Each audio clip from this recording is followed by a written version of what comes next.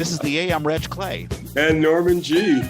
This is the A, where we talk about life in the theater and the theater of life. Yay! Yeah. In any case, so you know that you're being recorded. We are sponsored, as always, by Central Works, a new play theater headed up by Gary Graves and Jan Leifler. Central Works, reinventing theater one play at a time. We want to thank Central Works for sponsoring the A and our consulting producer, Mallory Samara. Thank her so much for everything that she does for the A. Yay, and we have a special guest this Saturday morning. Usually we record at 12. Now we're doing it at 10 just for today. Christian Wilburn, playwright, and you have a piece going up at the tonight for Best of Playground. Chris, how are you doing today? I'm doing great. Thank you for having me on today. I'm really excited. Looking forward to it. I'm excited to have a piece go on in 6 hours, 7 hours, something like that. Yeah, no, it's always exciting. 8 hours, I think. I don't know. 7 o'clock, isn't it? Actors are called at 6. I'm directing the piece. Full disclosure. Yeah. And we will talk more about it. But yeah, it's I think it's 7 o'clock show. Yeah, that's right. Best of Playground 25, and there's going to be a bunch of shows. I think 6 shows? How many shows? Mm-hmm. 7. Seven this time. Jim got greedy and he put up 7. We'll see if that works. You got to squeeze it all in. No, that's fine. I've never even asked myself, do I get more nervous as a writer or as an actor? Probably more as a writer, because it's my piece, and although I may not even be on stage, it's like my baby, and I want to make sure that everything goes just right, and I get a little tense or whatever. Christian, do you feel that way? Do you ever get nervous when your piece is up? Oh yeah, well, it's been an evolution for me for a long time. Because I remember the first time I ever wrote anything that was ever seen by anyone was I was 13, and I asked my middle school theater professor if I could put on a show as a part of our one act, and we had this really tiny school. She was like, "Sure, you want to write a play, sure." And I wrote one. Wrote just a little funny comedy thing, and I remember as it went on, I curled up into the fetal position, in this balcony above the stage, and just stayed there for most of the runtime. So that was one of the most terrifying experiences of my life. Just not being on stage, not having any control of what was going on. Yeah, no, I totally know the feeling. And we'll talk more about you and your evolution from your upbringing up to now. But as I begin our podcast every week, how's your week, Norman? What a week. We are so close to the end of school, so I've got a couple more weeks of, not even a week and a half of classes. I'm putting a group of 7th graders through the opening of Romeo and Juliet. We're doing the opening, the balcony scene with a little bit of the prologue, and and then the nurses. I don't know how well you know Romeo and Juliet, but the nurse, after Tybalt gets killed, after Juliet's cousin Tybalt gets killed by Romeo, she comes running in, going, "Oh!" And it actually takes her about a dozen lines or so before she finally gives out the information. She just keeps saying, "He's dead, he's dead, he's dead." And Juliet's like, "Who's dead? Who's dead? What happened?" So it's a neat comic moment, but it's also really serious, somebody has died. So I felt like that was a good sort of cliffhanger. We've got that coming up in a couple of weeks. And then after that, my schedule kind of opens up. My biggest personal news is I think I mentioned I got a ticket going, and it's so funny looking at the image you've got up, going to the Golden Gate Bridge. I was going to Jeannie Baroga's house. She lives in the Marin Headlands, and I was taking that exit right before the bridge, and I had a dessert I was bringing with me that I had on my dash. So as I turned, the dessert started to slide, and I grabbed it and slid right through this stop sign, and there was a cop, CHP. That's a big ticket.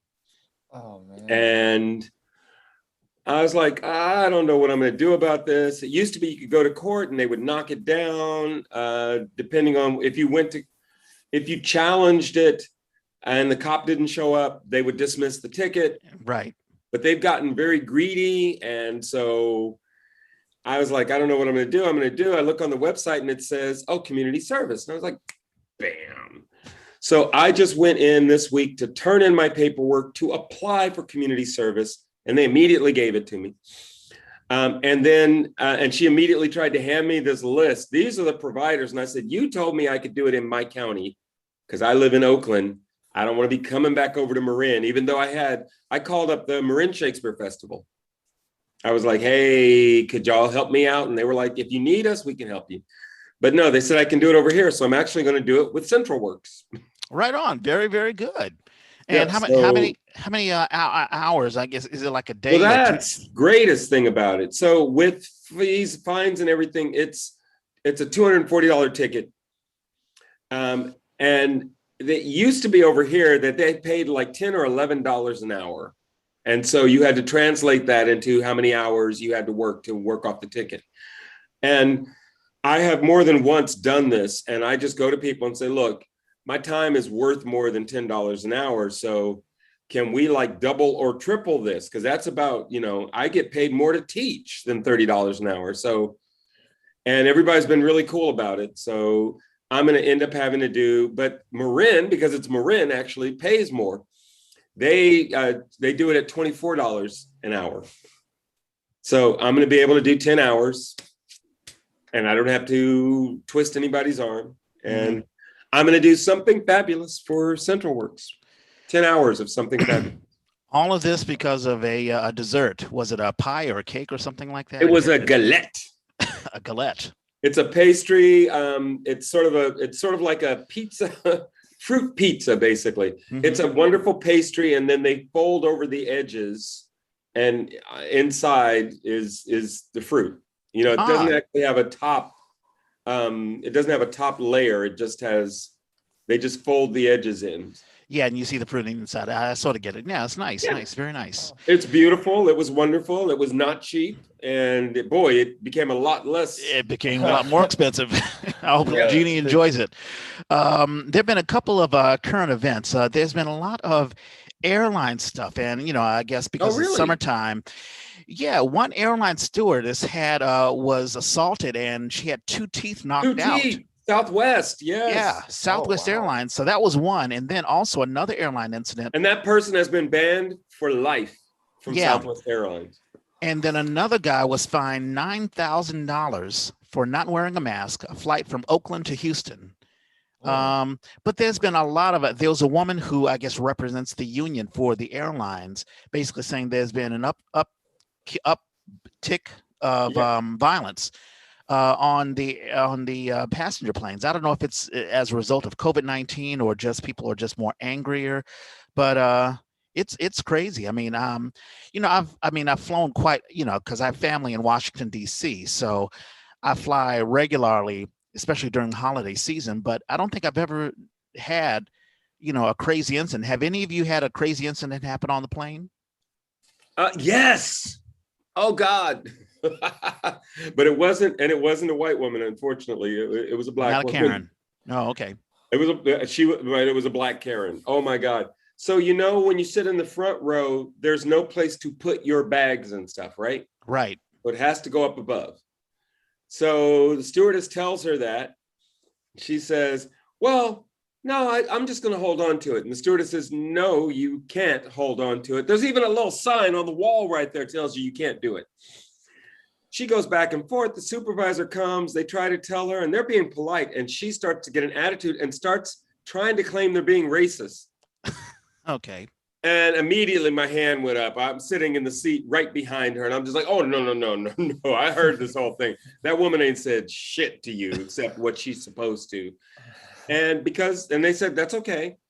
Next thing you know, Air Marshal walks on. Oh, goodness. I need you to come out and talk to me. They took her. I'm not taking you off the plane. I just need you to step out and talk to me. They stepped her into the little gangway thing. Close the door. Boom. How about you, Christian? Have you had any crazy experiences on the plane?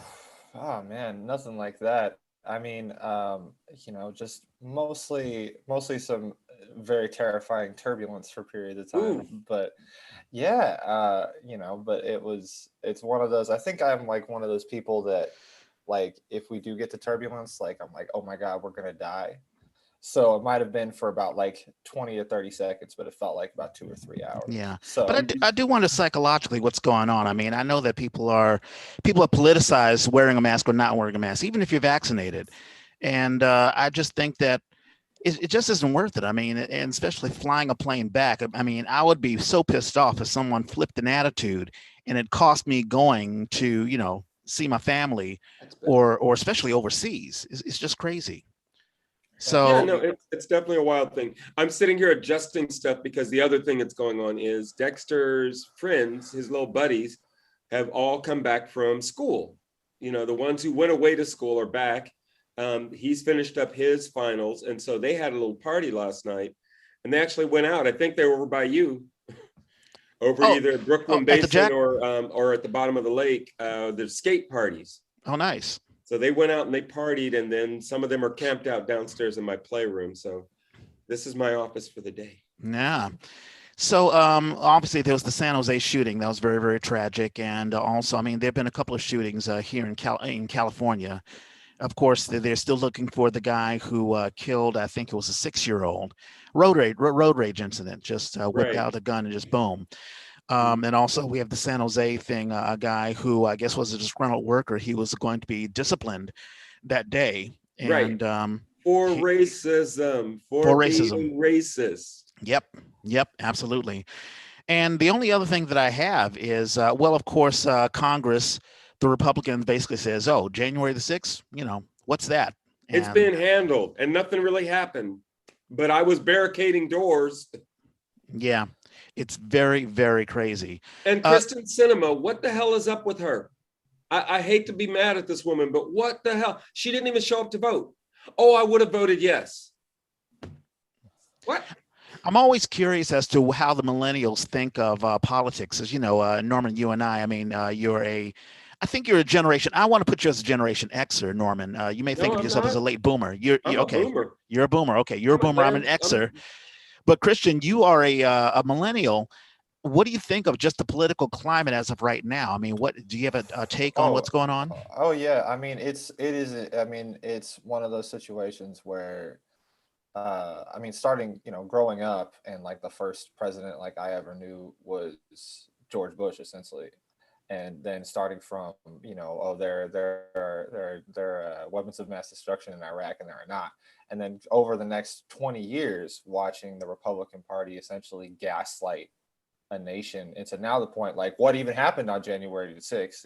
Like, was it people now they're saying, oh, it really is like just saying that this is it was a protest and people were like tourists, and Right. it's handled, but nothing happened. And yeah, it was everything except for what everybody saw it was for those 3 or 4 hours. And then, it's just like weird, classic, like obvious gaslighting behavior that's being done to a large portion of the country. And kind of growing up and seeing all those things happen. And one of my second election was my second president was Barack Obama, and there was that whole there was a group, there was the group of people going, we ended racism. There was a lot of other people going, no, we didn't. And then Donald Trump came along. It was like, that group was like, yeah, we were, y'all were wrong about the ending racism part for sure. And I don't know, it's been a lot of disillusionment, I think, as I have grown up, because I'm from San Francisco, and was a very wide-eyed, idealistic kid, and seeing the way that the country has sort of gone and then kind of gone back it's been very sobering. It's been, I feel like it's made me jaded at times, but I think it's been one of those things where I even when I was young, I never thought something like this could happen to the degree that it has, but as it's evolved, it's just sort of seemed inevitable. And I hope that this generation. What I've seen, though, that's been a light of hope, is that a lot of my friends are feeling very fed up with the way that this is working. A lot of my friends, including myself, were going out to protests over the last year. We were getting more involved. We were, I have a lot of friends of mine who are organizers. It seems to be that a lot of the people who I know are getting a lot more involved and caring a lot more about everything that's going on. And that might just be my own area, but I think that a lot of young people are very, very upset, and a lot of people want things to change. And I think that we're working towards doing that. So I think you're right. The gaslighting is not as effective as it might have been a generation ago, and maybe even 10 years ago. I think the younger generation is quicker to sort of sift through what is true and what is not. Yeah, I totally agree. And, I was a teenager during the Reagan years, and it was so much easier to control the masses and control information. And it's far easier to gaslight, when you only have three stations that you're looking at: the news, ABC, NBC, and CBS. Way harder when you have social media. You have TikTok, you have YouTube videos, and you can social media. Information just travels so quickly that the Republicans can say one thing, but we see, everything else that's happening. And the millennials, I have to hand it to the millennials. They are sort of the spiritual successors of the sort of the hippie generation, where there's protesting and there's, active activism. So it's really, really enlightening to see so many young people engaged in today's politics. Yeah. So I think it's really, really cool. Yeah, there was a bit of a grand irony to a lot of, sort of who's sort of been the people being gaslit, because I was the generation of don't believe everything you see on the internet, right? We were growing up with it, and it's been so far like millennials, Gen Z. I'm like right in between millennials and Gen Z, but we tend to be the ones that fall less for fake news rather than people who, this was like the demographic of who showed up at that January 6th rally, were people who were boomers, Right. Later Gen Xers. Like, those were the people who were falling for it. And they were the ones telling us all our lives not to believe everything we saw on the internet. And I'm like watching this on TV, like, where were y'all? Right. When did you learn that lesson? Yeah, exactly. And that's what you're talking about. It's like the facts are out there, the information's out there. People just need to learn how to sift through it. And we're a generation that has just been inundated with how to sift through the BS. We've had fake stuff thrown at us all our lives because we grew up with the internet. And so we now know how to do that. And I think there's a wide portion of the country that needs to learn those lessons we learned as kids. Yeah, exactly. If you want to learn, there's certain folks who, the information, the truth is out there if you want the truth. There's some folks who would perfectly just love to be disillusioned and only stay in their little box, in their little corner, and believe what they want to believe. Well, I think we all want to be, we want that comfort, but when the facts tell you otherwise, what are you going to do? Right. That's exactly right. And with that, let's get into an origin story. Christian Wilburn. So you're a native of San Francisco, huh? I am a native of San Francisco, born and raised. Right on. Siblings? No siblings. I'm an only child. Yeah. So. Right on. I grew up an only child. Yeah. So how did you get involved in theater? You talked about, your first time, I guess, writing. So when you did that first play, was it did you say the fourth grade, fifth grade? No, I was 13. And I actually mixed up the stories a little bit. I was 13 when I wrote my first play, and I actually, it was a very small school, and so they're like, we have a kid who wants to write a play. We'll let him write a play. And so I ended up acting in it as well, and I co-directed it, and that was a lot of fun. And I'd never written anything before, but I'd always kind of done bits and skits and stuff like that. Just, I don't know, like kids. Like I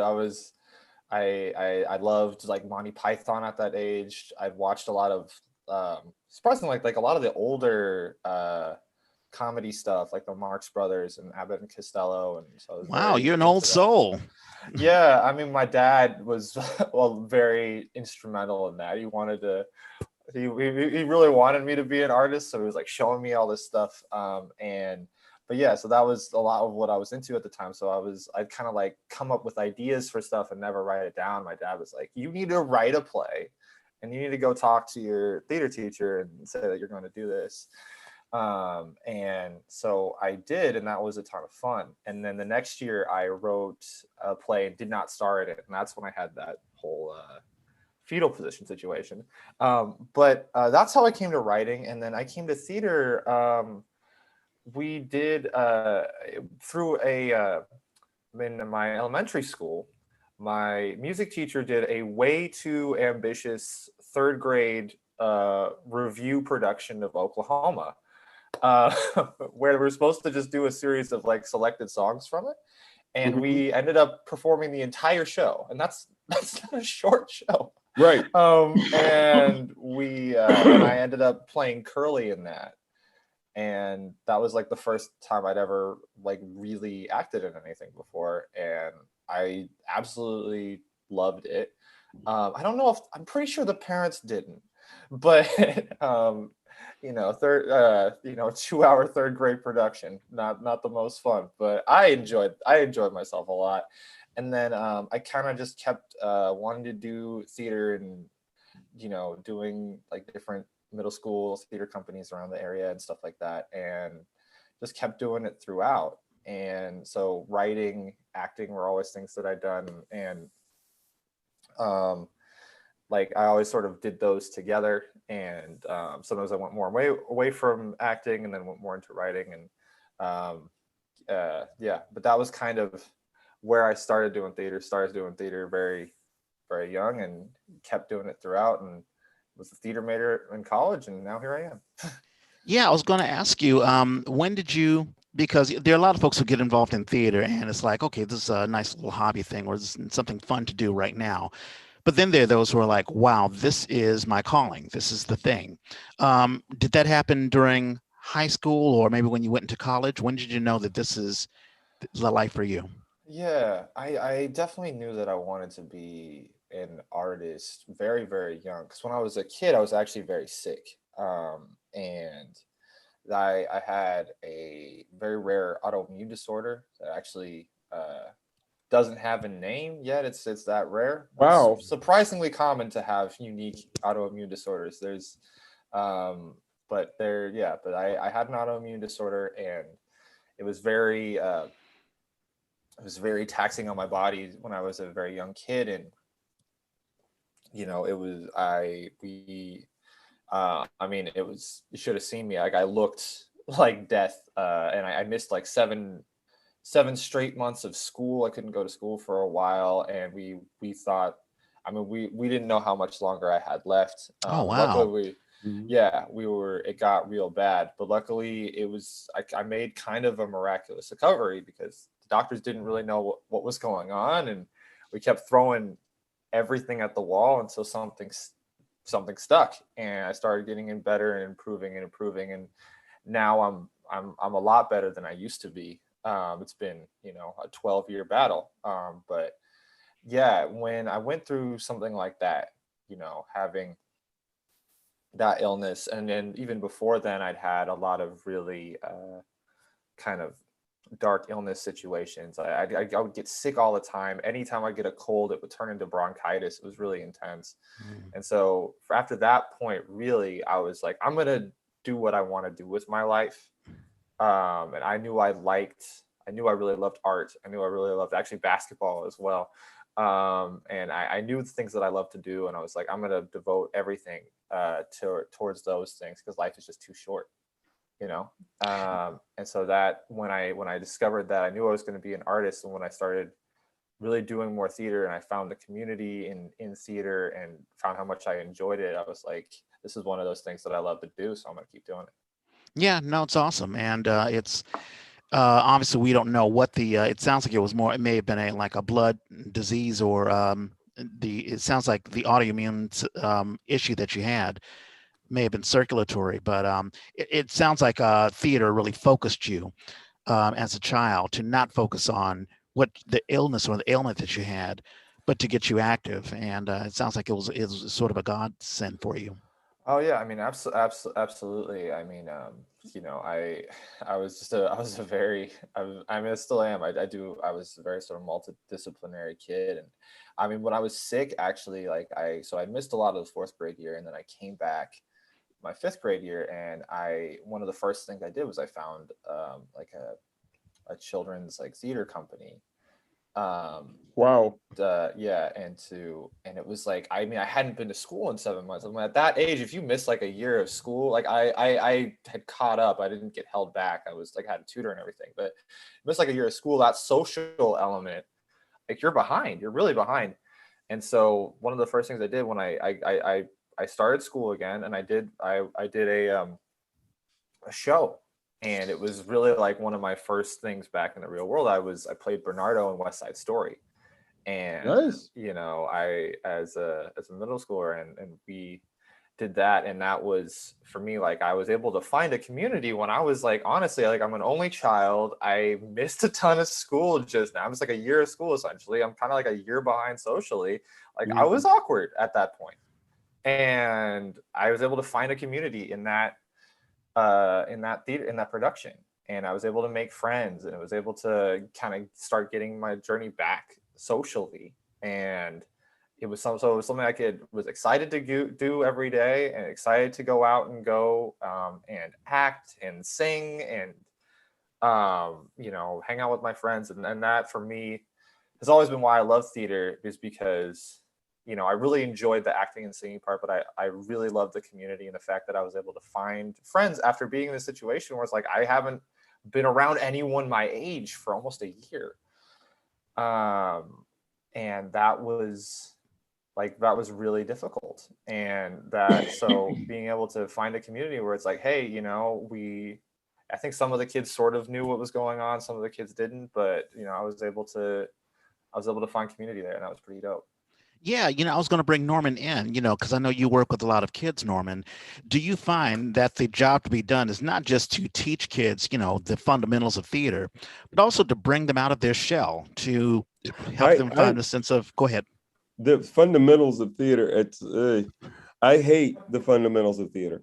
I mean, I think there's a place for it. I really do. I think if you are ready and focused, that's when you get to do all that stuff. But most of the time I'm dealing with kids, and it is more, I approach it as we're going to do theater, but I know that really my job is just to get this kid comfortable with getting up on their feet and making noise, and, and making some choices. Hopefully that's about as good as it gets. So last night, I didn't mention this, but last night was the recital for the East Bay Center for the Performing Arts up in Richmond.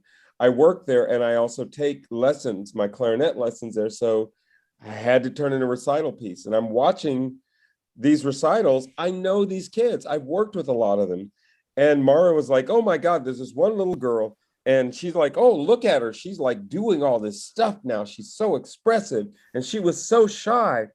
You did so much to bring her out of her shell. And I'm like, well, I guess what I did is I helped bring her out of her shell. I still look at it as making theater. So I'm like, I never really got her to that place where I felt like she was comfortably making theater, but she must have paid attention to something I was teaching, because yes, she was one of the most expressive people out of the whole recital. Yeah, and I even know from my own experience, just doing the church stuff when I was a little kid, doing speeches and things like that, the confidence building. I mean, I felt like I just felt stronger. I felt more communicative, and it's something that you were talking about, Christian. I think when we think about the arts, and especially the defunding of the arts, I was having a discussion with a friend of mine earlier this week about how the arts are sometimes defunded out of the school system, because people don't see the value of it. And what you're talking about as a young kid who may be awkward and who may be going through personal issues at home, whatever that may be, theater is the thing that can say, hey, listen, here's where you can be a different character. You can put on clothing, costumes, you can interact with other folks, and you can find something within yourself that you didn't even know you had. So I think that's a fundamental value, even if you may not grab onto theater. But not everybody is going to. Yeah.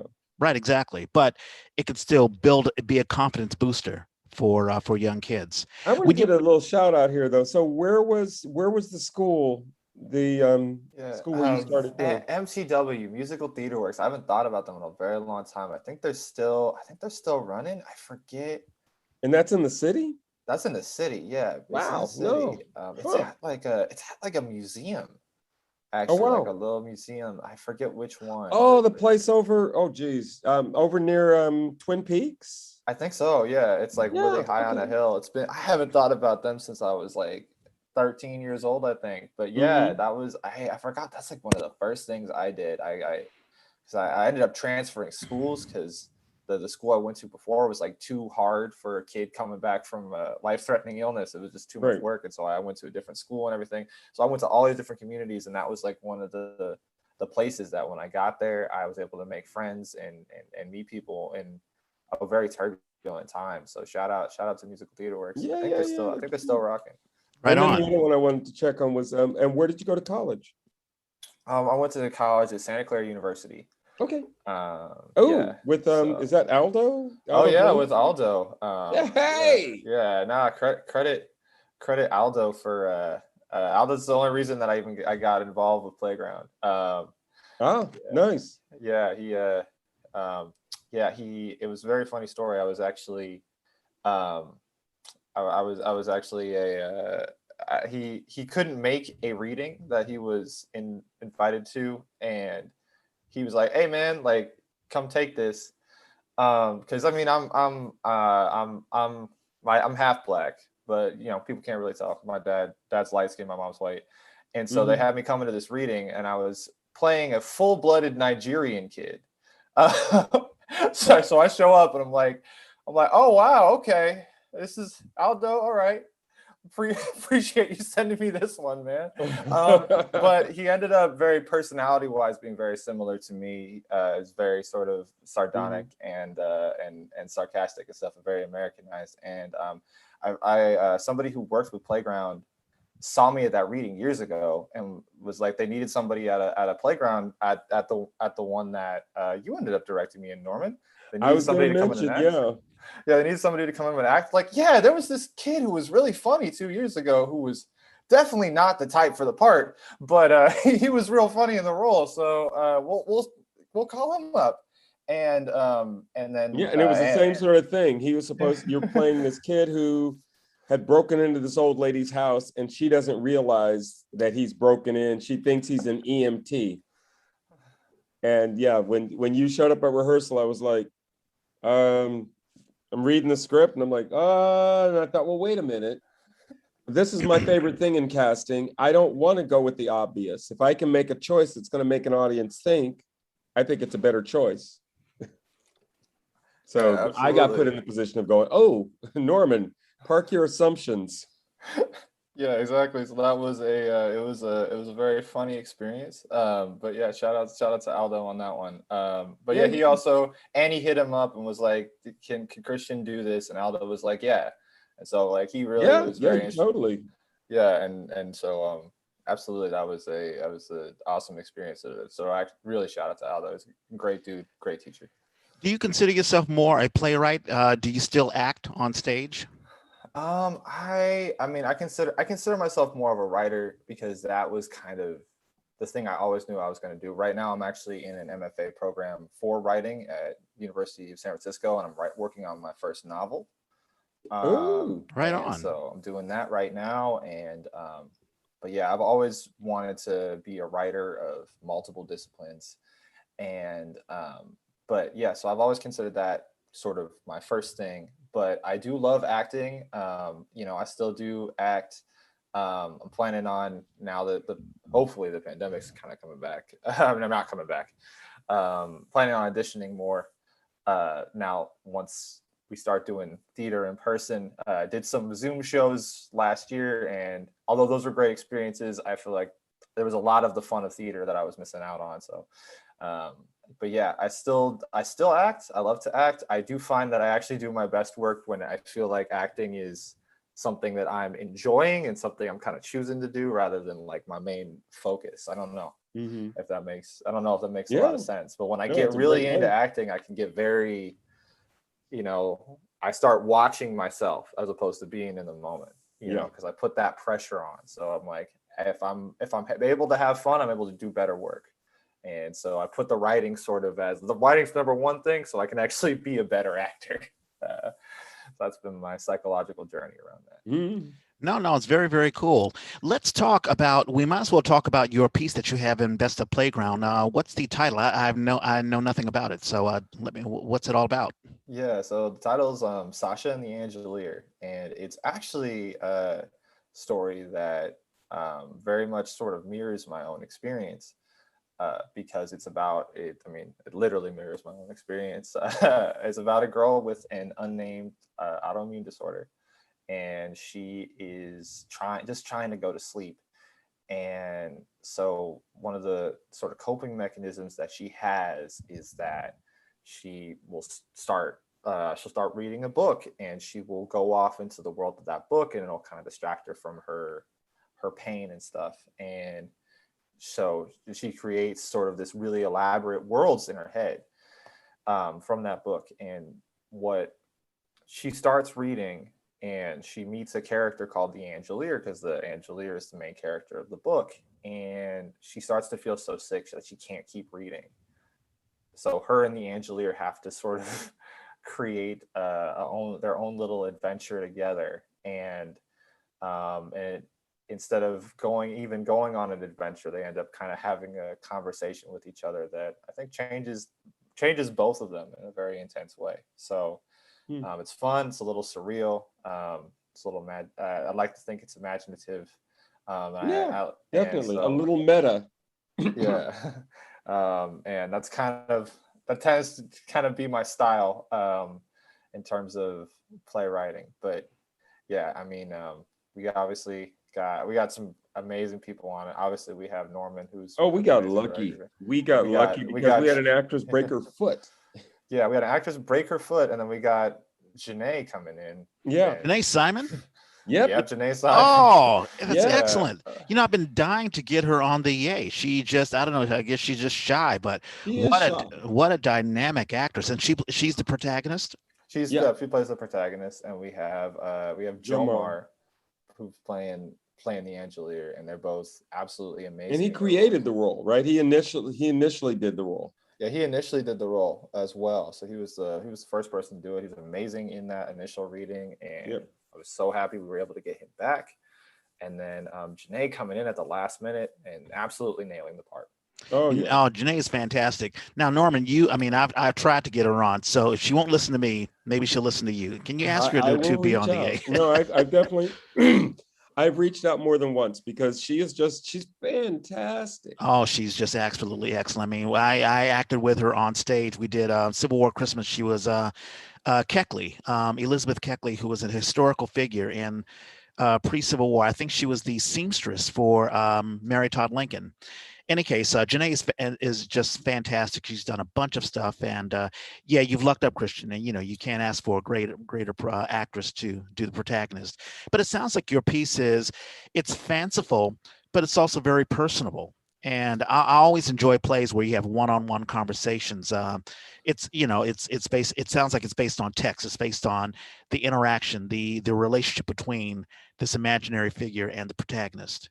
Yeah, it definitely is, and it actually was kind of one of the reasons. It's one of the reasons I really became a writer, because when you're sick for an extended period of time, especially at that age when you're 10, something like 7 months feels like 2 years. Right. You end up having to watch a lot of TV, a lot of good TV, a lot of bad TV, or consuming a lot of media, reading a lot of books, and like I literally would do what she did. I would go off into the world of whatever I was trying to be at, because it was too painful to be in the world that I was at now. And that was one of the things that I was able to fall in love with, creating art in a way that I hadn't been able to do quite yet before. And I was able to realize, like, wow, like being able to escape into something else, being able to go to some place that makes you feel things in the way that stories do, like that was a very powerful feeling for me, and that was something that really got me through the day a lot of the time. And I mean, and there would be times where it was like, I was trying to read a book or whatever, and I just wouldn't even feel good enough to read past the start. Mm-hmm. And I would just have to, I started this book. I'm gonna make up what happens next. And like that was something that I actually did, and that was one of the reasons that I became a writer, is Mm-hmm. because I would, when I wasn't feeling well enough to even consume stuff, I would be creating worlds of my own. And eventually I was like, I gotta put those down on paper. I remember, yeah, no, no, I remember reading that. I think the creator of Peter Pan, I think he did the same thing when he was sick or a child was sick, and he wrote Peter Pan. But you can, if you're stuck in bed, that's you can still create and do amazing things. Now, how many other plays have you written? Have you had other things produced?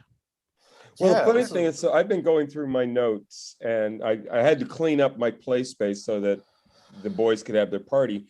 I found my notes for last year because I got to do Christian. We're talking about Best of Playground. These are the plays that were already in the season, and this is just a collection of some of those that make it into Best of Playground. Christian also was in last year with I'm Back, which is a wonderful play, and I got to direct that one as well. So that was fun. Wow, so you've had two. And I feel like I've done another one of battle. yours too. I'm trying to remember what it is. I remember you, because you did I'm Back twice, right? You did the reading, and then you did the final one. Mm-hmm. I feel like we have worked together. It's always so quick. I mean, it's in a playground. You're in one rehearsal, bam.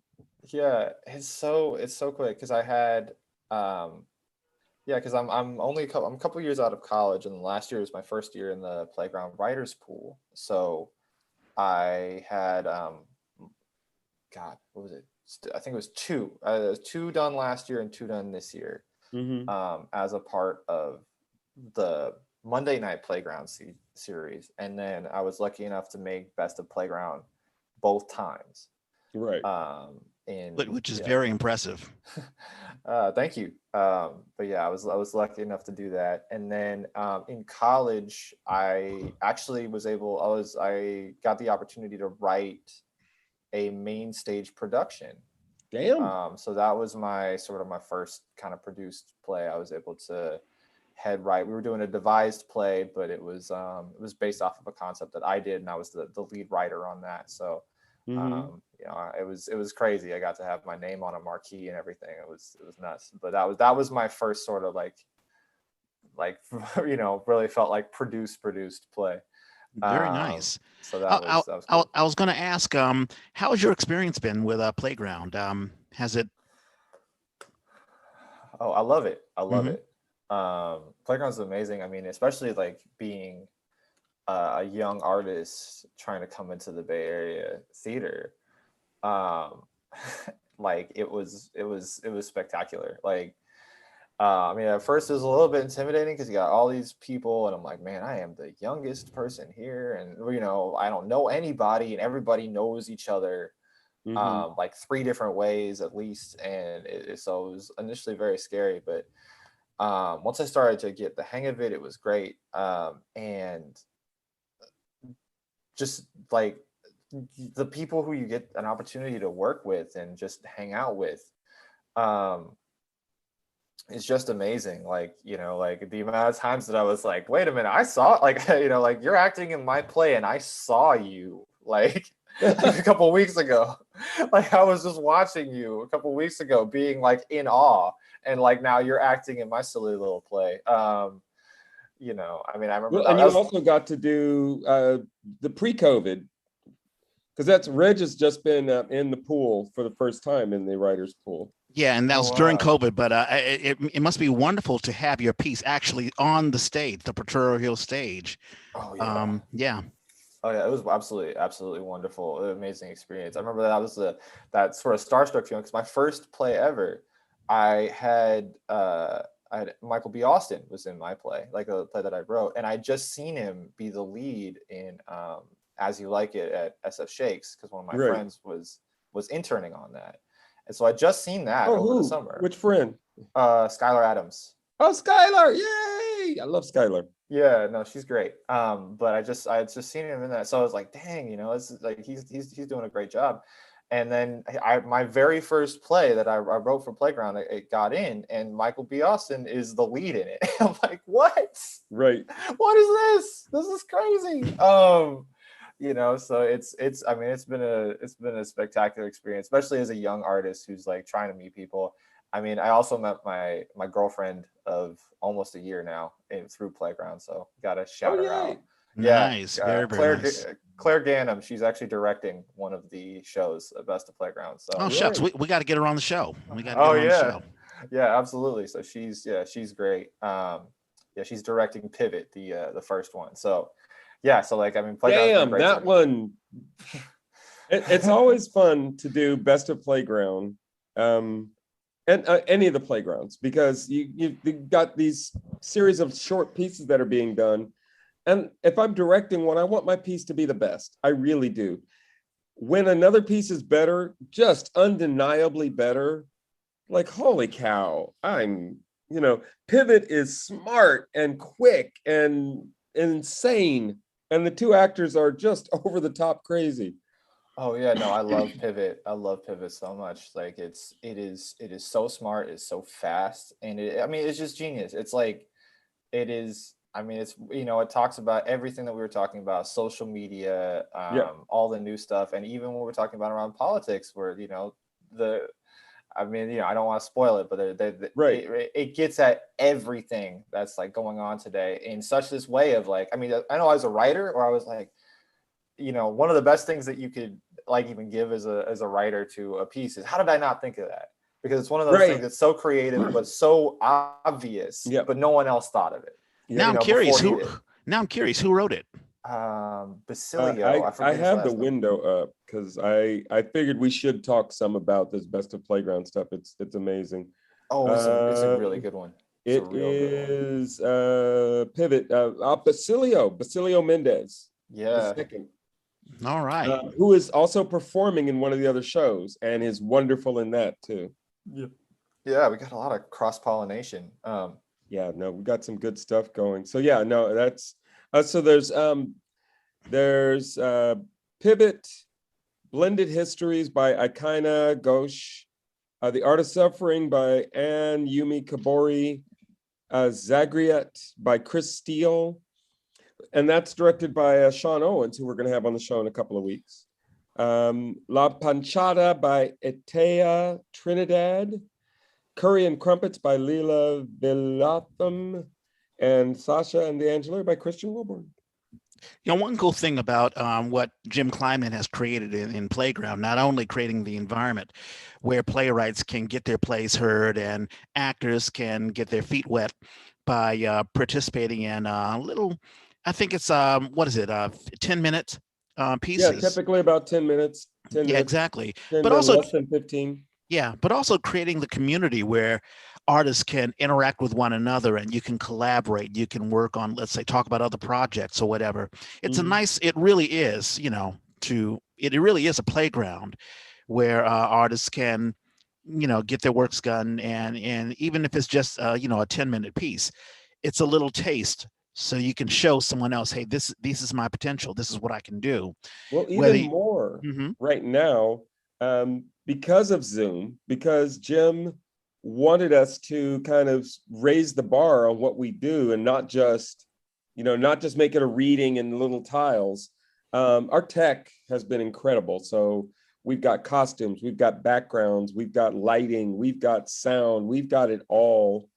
And people have pushed it as hard as they can. So it's been exciting to get to work with those people, to have somebody say, like in our show in the Angelier, what can we do to make this character fantastic? I mean, he's a fictional character come to life. How do we represent that? And the costumer and the lighting person were like, well, I think we can do this. And in fact, they're even doing more adjustments, hopefully today, to see if we can make it pop even more. But it's been incredible. Yeah, Very, absolutely. yeah. This whole show has been a sort of a playground commercial, but really, if you're a young playwright or a young artist and you want to get your feet wet in theater and really get some exposure, you can't go wrong with Playground. And not only that, but they also have connections with other companies throughout the United States where you Yep. can submit pieces. So it's a wonderful place to get known. One question I had for you, Christian. A Christian Wilburn play. I mean, because a lot of artists, they have their own personal stamp, whether it's comedy, whether it's a social commentary, um, whatever it may be. When someone watches a Christian Wilburn play, what will they be getting? Yeah, well, usually I think a lot of what I tend to go to is, some level of comedy, at least a little bit of a hint of humor. So sometimes I go full comedy, sometimes I do just a hint of humor, heart as well, and then just a little bit of the fantastical in some way, shape, or form. Either it's a very heightened situation, or sometimes a lot of times, like Sasha and the Angelier, it's bringing something to life, bringing something out into the surface that wouldn't be able to happen in the real world, that would be more subtextual or kind of underneath the surface, and kind of bringing that thing out. So those tend to be what I like to go for the most. I really like making art that kind of brings people together, that makes people feel good, makes people feel can make people kind of warm their heart a little bit, or at least make them laugh for a while. um, I don't know if I'm the most like jaded sort of guy, or I don't really like making stuff that are huge downers for people, because I like being able to brighten people's day. So that's sort of my big thing. And um but sort of, and I like making art that asks big questions as well.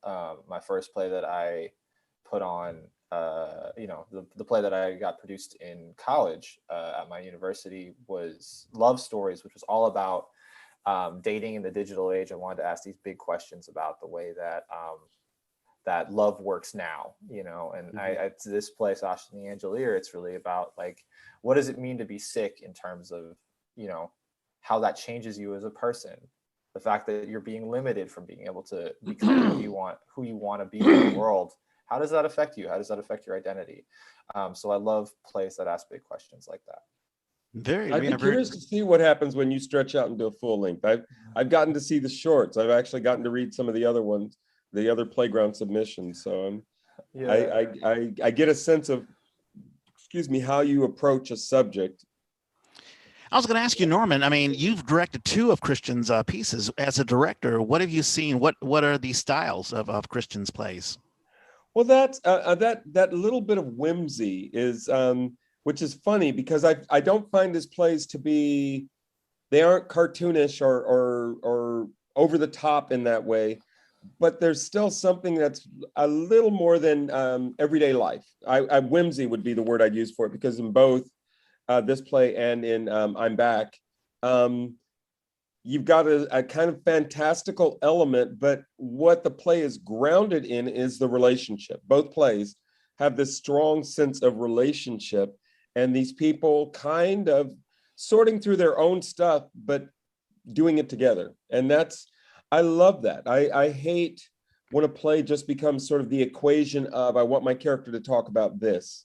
And instead, each character has a thing that they're going after, but that relationship affects how they're able to communicate. I find that, and when you give it to two competent actors, because what that means is there's a depth there, and you give it to two competent actors and they dive deep, and suddenly you find yourself getting a little teary-eyed. And when that happens, I'm like, oh man, when you feel like the audience is going to want to wrap the character up in their arms and take them home with them, then you've done your job. You've accomplished what you were setting out to do.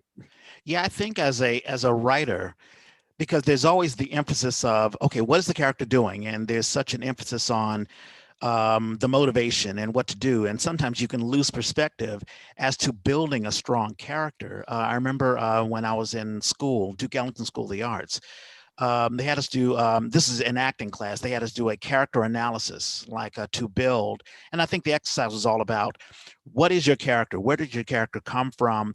What are the things that your character believes in, to create the life, such a, a three-dimensional life. I mean, we know the characters that we really grab onto and hold on to as an audience member.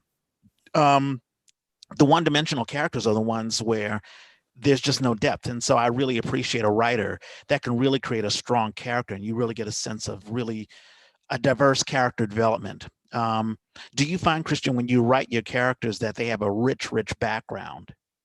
Yeah, I am one of those people that I tend to really figure out the character is on the page. And I mean, I've started recently, like when you move into novel writing, I mean, everything's so different. So I've started trying to do a little bit more, like I'm gonna, write the backstory of these people and stuff like that. But Mhm. I really love finding a character through their voice. I'll have like a line or two or an idea of two, and then I'll start writing. And I think that's one of the things that I actually really like about Sasha and the Angeliers, is that I feel like both of them have pretty distinct voices in the way that they speak, and their own little eccentricities that I liked a lot after writing it. But yeah, so I find that putting it on the page, putting their voice on the page, and kind of seeing where it goes sometime. I mean, that's the two plays that made it into Best of Playground for me. I'm Back and Sasha and Angelier. I remember I sent in and was like, man, I had the exact same feeling about both of them, which was like, man, I don't know, we'll see, because it was so much about, like, it was so, I'm usually such a very structural guy, and these plays were just so much about these two characters having this conversation that was kind of, that like kind of like had these sort of like, like that didn't have that same momentum that you would normally want in a piece. And it was very much about these two people just kind of exploring each other and exploring their relationship and asking questions of each other.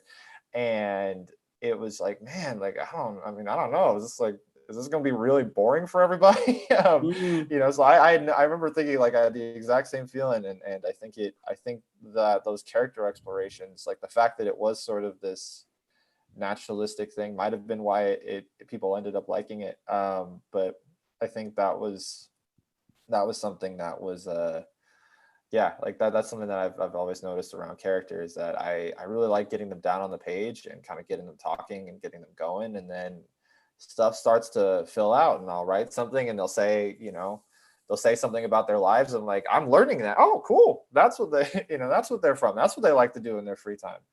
I'll find that out in the first draft or so. But it's a lot of fun. I actually, those character analyses were always my least favorite exercises in acting class, because I was like, it's not on the page.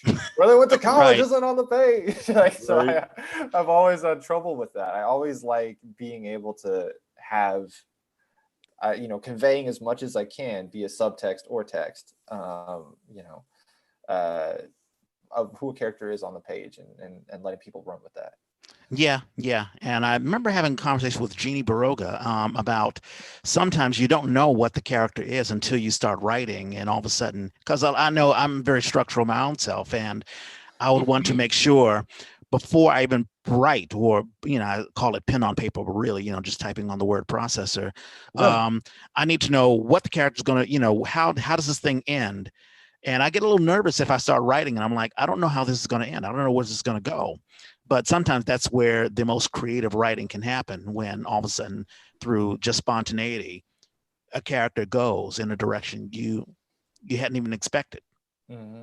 Yeah, I mean, I think some of my favorite moments, and honestly my best moments when I've written, is when I've been able to write something that surprised myself. Like, uh, when, I've been thinking a lot about uh making the non-obvious choice lately, because that's something I've been wanting to, work on in my writing, because we're always improving. So, that's something. And I feel like the moments of making the non-obvious choice are when you're able to discover, as you're writing, like, oh, wait a minute, no, this doesn't go here, it goes over there. And being able to kind of look back through all the way there, like, oh, this is what I thought was going to happen isn't what's going to happen. This is what's going to happen now. And I feel like those often are times, like, at least for me, like my best points of writing, which is when I realized that, oh yeah, everything that I thought I was going to do, that I'm not going to do that. I'm going to do this other thing because that actually works better. Like being able to find those things and surprise yourself in the moment, it's been very helpful. Yeah. And we're hitting the 1 hour mark. One last question for you. Where do you see yourself in the future? Where do you want to be, I don't know, 5, 10 years from now?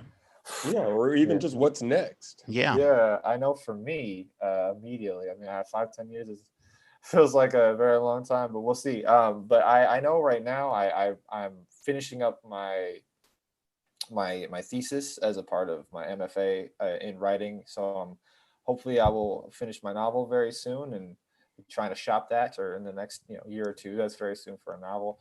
There's a few plays that I'm working on right now that I would like to, I'm looking at getting residencies for, and trying to see if I can put those on in the next couple of years. I also want to get my finally get my toes into screenwriting. I've been, film was the first, I mean, the thing I was exposed to most to as a kid. It's not easy to find screenwriting classes, as a 13-year-old. So I want to be able to see if I can move into that as well. Those are sort of the artistic realms. And then also starting acting again, starting going to auditions, doing a lot of that. Those seem to be the immediate, sort of the immediate things that I'm focusing on. And, hopefully, I mean, for the next 5 or 10 years, I'm somewhere in between having some sort of steady job in the arts, whether it be teaching or acting or something, or being, having millions and millions of dollars as a famous actor, writer, Hey, wouldn't we all want that? Yeah, somewhere in between one of those things next 5, 10 years. Come on, dream big or go home. Have you thought about YouTube, or a lot of young folks are doing that? Oh yeah, actually, yeah. I'm I have been starting potentially doing a YouTube channel that's been centered around basketball commentary. I'm a huge basketball fan.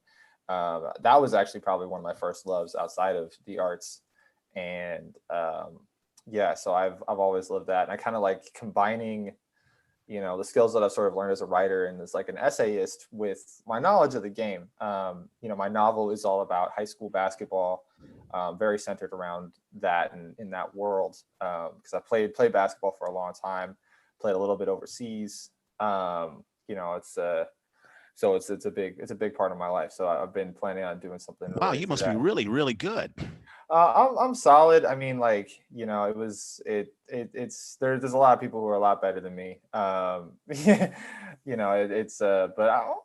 all right. I can outshoot a lot of people. I could outshoot just about anybody. I can't dunk on anybody, but I can outshoot most people. Yay. I'm picturing a Klay Thompson, and I'm a bit of I wasn't a basketball fan until I came to the Bay, and of course, Steph Curry and the Warriors sort of blew up, and even before then, the You Gotta Believe team. So I'm hoping that Klay Thompson will get back on the court next year. Oh yeah, I mean that was one thing about the pandemic. I watched like every game this year. Me and my mom just settled up, and it was a great bonding experience. We watched every Warriors game. Right. All righty. Well, I want to be respectful of people's time. So let's get into shout outs, birthdays. Okay, I'm throwing some of the stuff in the chat. Oh, come on, chat. There it is. Chat. Just so you have these links. And now I have to close that. Oh, no, it didn't go, did it? You can text it to me. Technology. There it is. Okay. Birthdays. Today actually is my stepmother's birthday, Concetta G. And that woman I realize now is one of the best influences I've had on my life. As a child, I sort of thought of step parents the way you think about them in fairy tales, the evil stepmom or something. She not only never was evil, she was always wonderfully supportive and loving. And so I take those lessons as I'm now a step parent and try to see if I can measure up. Same for my second David mom. Ford's birthday is today. He's playwright and playwriting instructor at the Marsh. Diana Torres Coss, I met her as a sort of musical director out at the Willows Theater, which doesn't exist anymore in Concord, but she's actually in the South Bay and does a lot with South Bay musicals. Michelle Elaine Yaniro, hope I pronounced that right, is a young woman, was a young woman that I knew with the African American Shakespeare Company. Andrea Love was in the As You Like It. She played Phoebe. She was the disdainful, the one who was disdainful of the young Sylvius who wanted to be with her. Amazing woman, amazing musician, and I think she's about to make the jump to New York.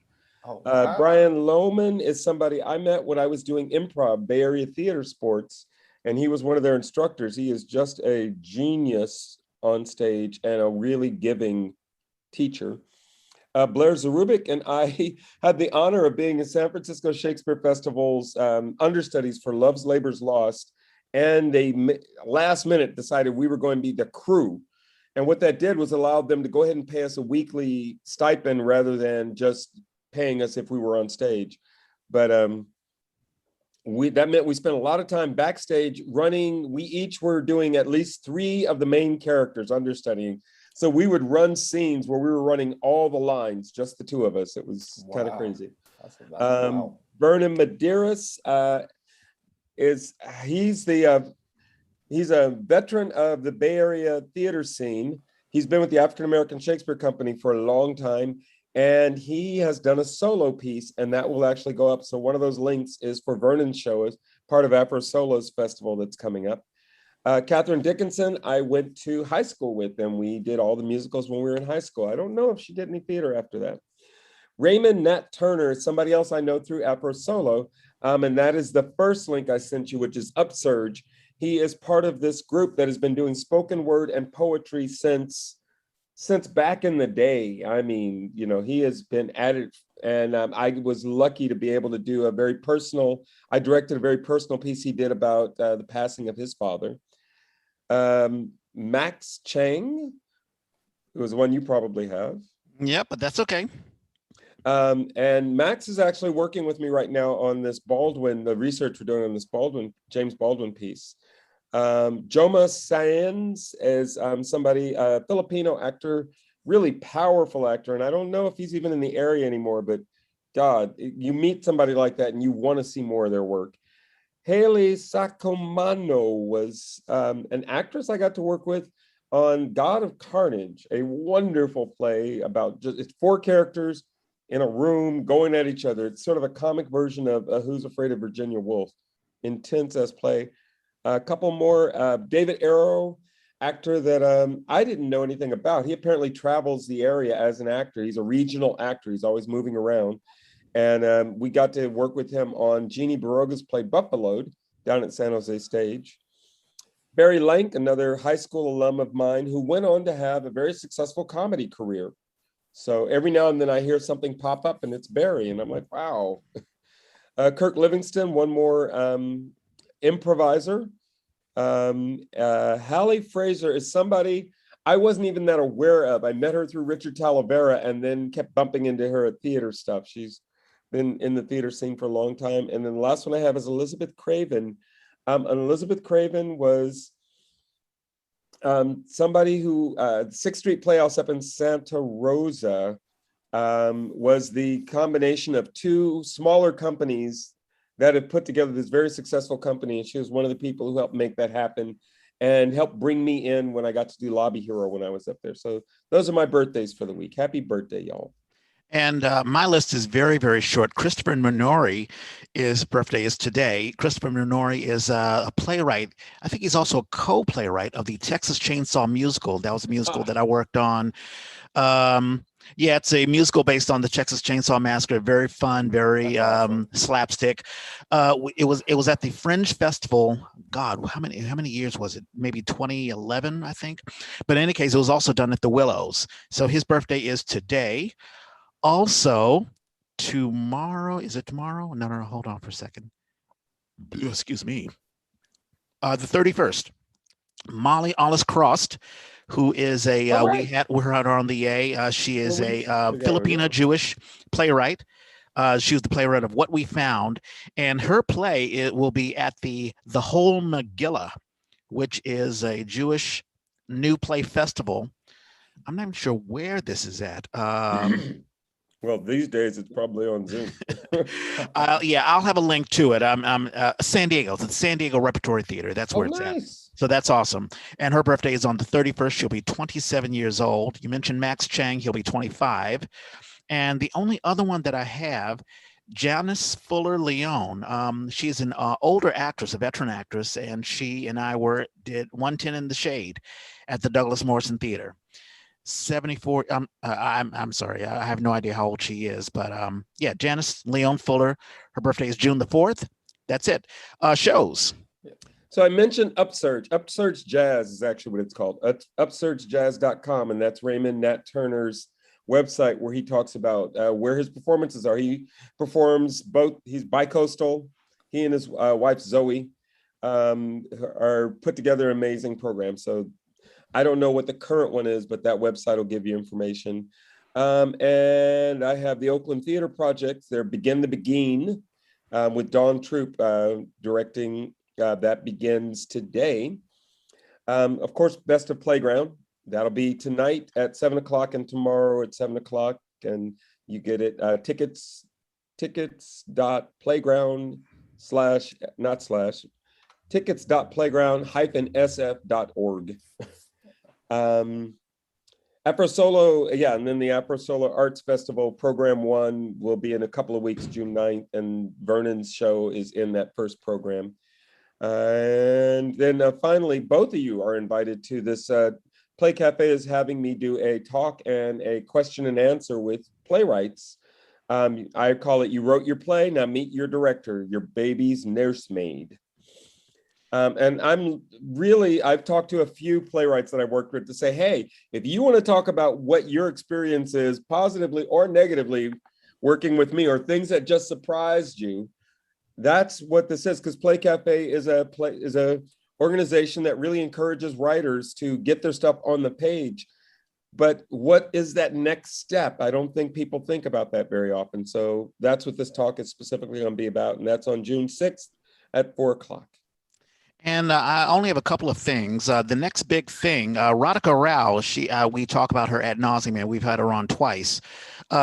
She is participating, I think she's an actress in Moxie Arts New York, moxiearts.org. Apparently they have a show.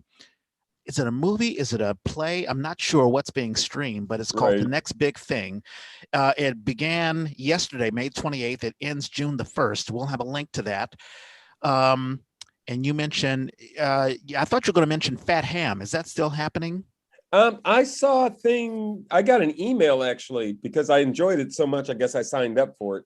I got an email thanking everybody. So I'm not sure if it's still up, but we can share the link and people can try and find it.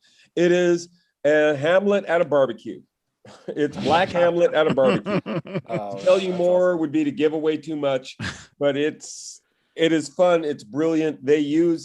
It's film, but it was originally a stage play, and they've added in the camera in some wonderfully inventive ways. All right. So we'll check out Fat Ham. That's wilmatheater.org, and we'll have the link to that. I'm not sure if it's still up, but we want to still promote it.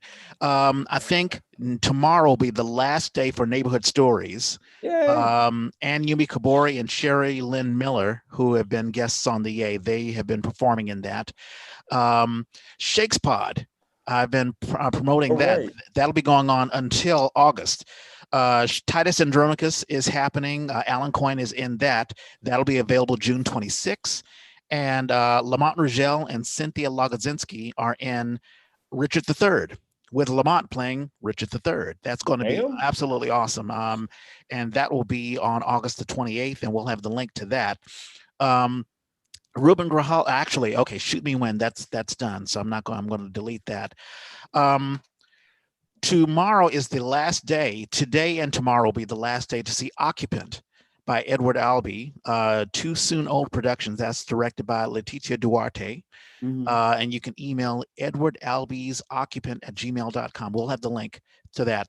And the last thing is we've been pushing Quickfire Monologues. If you're an actor who's a little bored and you want to do a monologue by a young playwright, then you can I think there's an email. You can email quickfiremonologues@gmail.com, and Great. you'll get a monologue, and it'll be posted on Facebook. Alan Coyen has been doing a bunch of them. Oh, Llewellyn Sonora's too. Yeah, exactly. So check that out. That is it. And of course, Best of Playground, that's happening tonight. And you'll be seeing a bunch of And Christian, wonderful, if there's wonderful anything plays. else you want to shout out? Yeah, I just kind of wanted to say, back to the birthdays bit. My girlfriend Claire, her birthday was yesterday, actually. Right on. 26. So and she's directing a Best of Playground play tonight. So I would be remiss to not shout her out. Happy birthday, babe! I love you. Yay! Right on. Well, and we should say that, we are coming up on our 200th episode, so we may as well start pumping that.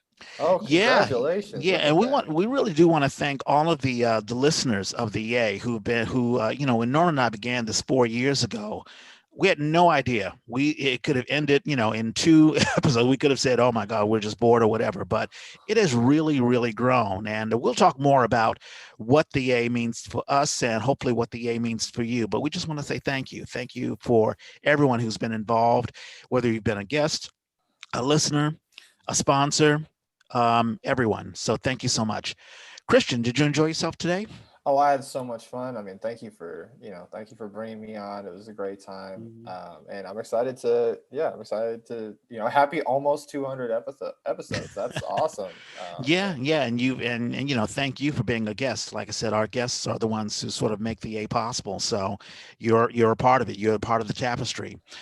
Any case, and also I should add that we are on Facebook. We have a Facebook channel, so check us out, like, subscribe, give us a thumbs up, let us know what you like, let us know what you don't like, and that's that. If you're listening to us on the regular podcast app, we're on all podcast apps. We're on Spotify, so if you have a iPhone or an iPad, we're on that purple little app that you see right here, and you can find the Yay. Matter of fact, it has our old logo, which is not good. I have to talk to Apple about that. No, that's the original. We'll just say that's the classic. Right, exactly. And if you're an Android user, you can use the SoundCloud app, or just go on SoundCloud.com, and you can also listen to us. The Yay was created by theater people for theater people. If you have a show you want to advertise, or if you just want to advertise yourself, let us know. Hit us up on Twitter. We're on Instagram. I'm at Red Space Clay. And I'm at Who's Your Hoosier. Christian, do you have social media that people can reach out to you directly? I do